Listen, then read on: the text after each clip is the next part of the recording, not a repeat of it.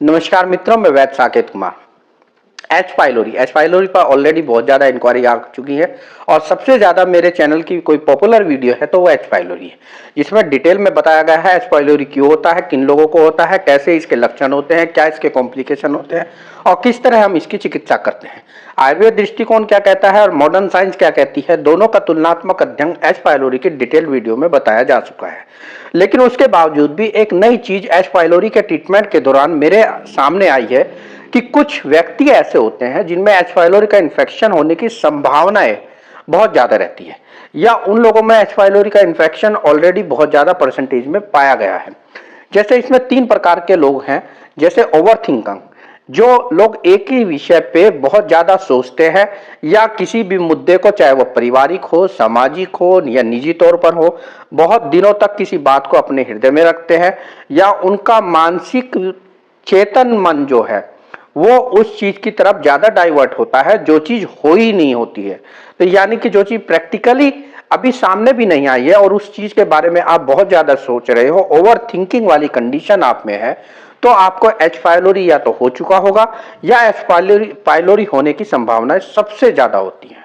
दूसरा, अगर आपको मानसिक विकार जिस प्रकार स्ट्रेस, एंजाइटी, डिप्रेशन, इसी प्रकार का या मेंटल क्राइसिस से गुजर रहे हैं, किसी प्रकार की मानसिक व्याधि से गुजर रहे हैं, वैचारिक व्याधि से गुजर रहे हैं, चाहे वो स्ट्रेस हो, चाहे वो एंजाइटी हो, चाहे वो डिप्रेशन हो, नकारात्मक थिंकिंग आपके अंदर बहुत ज्यादा आती है, तो ऐसी अवस्था के रोगियों में सबसे ज्यादा एच पाइलोरी के होने की संभावना रहती है।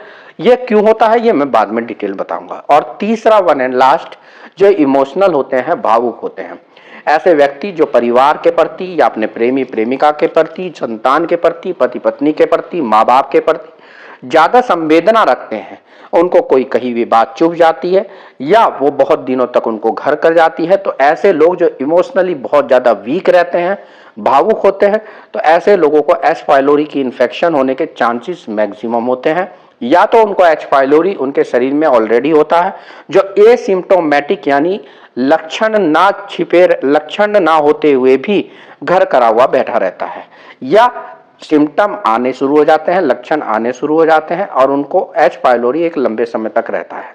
तो मैंने इस वीडियो में ये बताया है कि किस तरह लिटरेचर से अतिरिक्त ये 3 एक्सपीरियंस ऐसे हैं जो एच पाइलोरी का ट्रीटमेंट करने के दौरान मेरे सम्मुख आए हैं। इनका अब हम विश्लेषण करेंगे कि ऐसा क्यों होता है। हमारे शरीर में जितनी भी क्रियाएं प्रतिक्रिया होती हैं वो सब ब्रेन से संचालित होती हैं। क्रेनियल नर्व्स और पेरिफेरल नर्व्स उन क्रियाओं को क्रियान्वित करती हैं मॉडर्न साइंस के अनुसार। सपोज कीजिए मैं ये हाथ हिला रहा हूं तो ये हाथ का मूवमेंट मांसपेशियों के अंदर नसें जो गुजर रही हैं उनसे केंद्रित हो रहा है। ब्रेन को सिग्नल जाता है और वहां से ब्रेन एक सिग्नल मोटर नर्व के माध्यम से शरीर के उस अंग को देता है और वो सिग्नल के माध्यम से, उस नर्व इंपल्स के माध्यम से जो नसें अपनी कार्य करती है, मांसपेशियां अपना कार्य को क्रियान्वित करती है और हमारा हाथ हिलता है, हमारी पलकें झुक रही हैं, उठ रही हैं, सब पेरिफेरल नर्व्स और क्रेनियल नर्व्स के सामंजस्य से स्थापित होता है और इसका जो गवर्निंग बॉडी होती है वो हमारी ब्रेन होती है। इसी प्रकार से सबसे बड़ी एक क्रेनियल नर्व्स होती है वेगस नर्व, जो ब्रेन और गट यानी कि हमारा डाइजेस्टिव सिस्टम, हमारी आंतें के बीच में एक एक्सिस बनाती है। वो वेगस नर्व की क्रिया प्रणाली ही तय करती है कि हमारा भोजन कितनी देर हमारी आंतों में रुकेगा, कितनी एंजाइमेटिक एक्टिविटीज उस पर होंगी और कितनी देर तक होंगी। एंजाइम्स, डाइजेस्टिव एंजाइम्स, आंतों का रस जो पाचक रस होता है वो, और हमारी आंतों की जो गति है यानी कि खाना खाने को स्थिर रखना या खाने को आगे भेजना, वो, और हमारे एंजाइमेटिक एक्टिविटीज का अमाउंट कम या ज्यादा किसी खाने के अनुरूप कितना सिक्रीट होना है, चाहे वो गैस्ट्रिक जूस हो, चाहे वो सलाइवरी जूस हो, चाहे वो इंटेस्टाइनल जूस हो, चाहे वो बाइल जूस हो, सभी वेगस नर्व पर या ब्रेन गट एक्सिस पर डिपेंड करता है। वेगस नर्व की जब इन भावनात्मक रूप से मैंने 3 जो फैक्टर बताए हैं, over thinking, anxiety, stress and psychological pressure, depression include करके, और तीसरा इमोशनल फैक्टर भावनात्मक लगाव किसी चीज के प्रति। जब ये तीनों चीजें जुड़ जाती हैं या एकाकी रूप में ब्रेन गट एक्सिस को प्रभावित करती हैं, यानी कि वेगस नर्व की एक्टिविटी को डिमोलराइज करती है, सप्रेस करती है। ऐसी अवस्था में हमारे शरीर में जो डाइजेशन के लिए हम खाना खा रहे हैं, उस डाइजेशन पे इंटेस्टाइन मूवमेंट कम हो जाता है। मूवमेंट कम होने से वो खाना हमारी आंतों में देर तक रहता है। जब वो देर तक रहेगा तो उसमें कीटाणु पनपने रहते हैं, या उसको जो ऑलरेडी हमारी आंतों में कीटाणु हैं उनको एक बेहतर माहौल मिल जाता है, क्योंकि खाना स्टेसिस या अवरोध वाली कंडीशन से गुजर रहा है। वो आंतों में सम्यक रूप से आगे सरक नहीं रहा है, क्योंकि आपकी वेगस नर्व इन फैक्टर के कारण सप्रेस एक्टिविटीज शो करती है, यानी कि एक्टिविटी उसकी धीमी हो जाती है।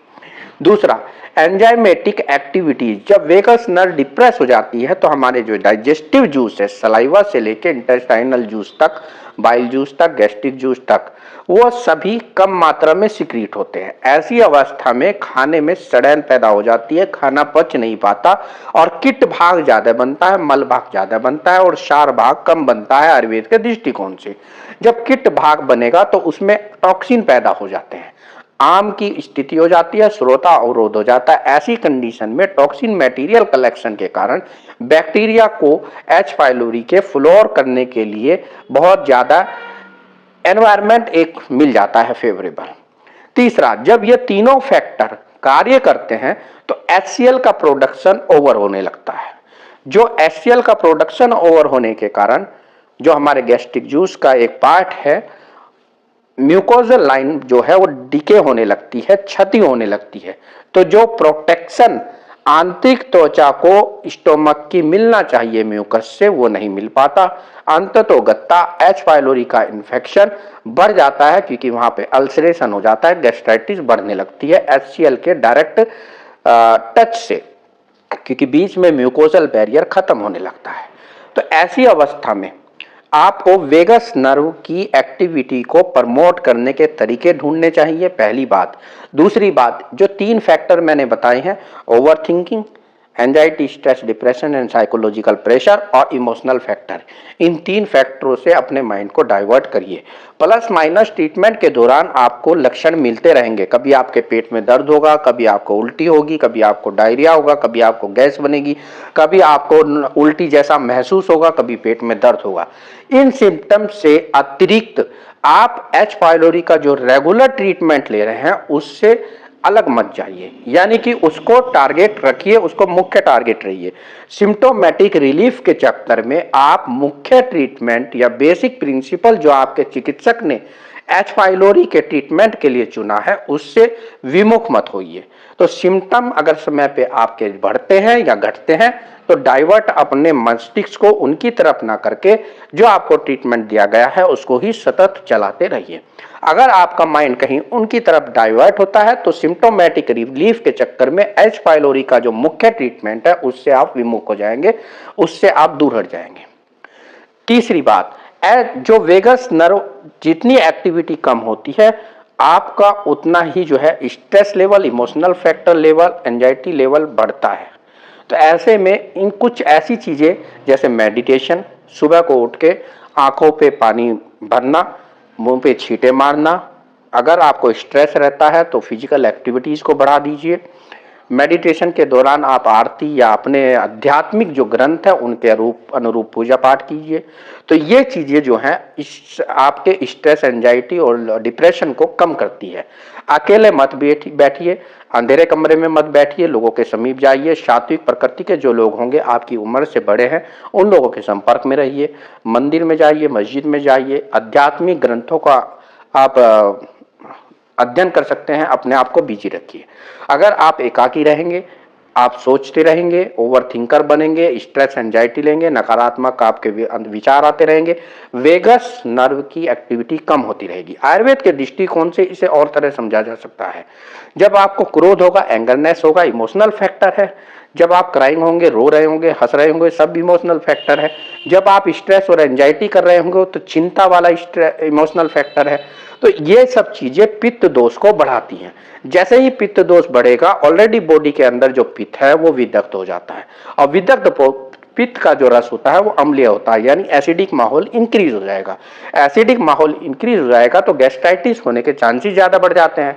ऐसी अवस्था में पेप्टिक अल्सर होने की संभावना रहती है। और एच पाइलोरी का जो इन्फेक्शन है वो भी राइज करता है, क्योंकि जैसे जैसे पित्त बढ़ेगा वैसे वैसे ओज कम होता है, आपकी इम्यूनिटी पावर इस वीक की जगह वीक होती चली जाती है।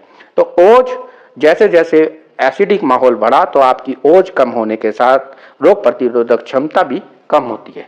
तो अगर आयुर्वेद के और मॉडर्न साइंस के दृष्टिकोण से मैंने बताया है, कोशिश की है कि किस तरह ब्रेन और गट एक्सिस के प्रभाव से, इन 3 फैक्टर के प्रभाव से एच पाइलोरी का इन्फेक्शन बढ़ने की संभावना रहती है। सुखी रहिए, खुश रहिए, स्वस्थ रहिए। मैं वैद्य साकेत कुमार, मिलते हैं एक नए वीडियो के साथ। धन्यवाद।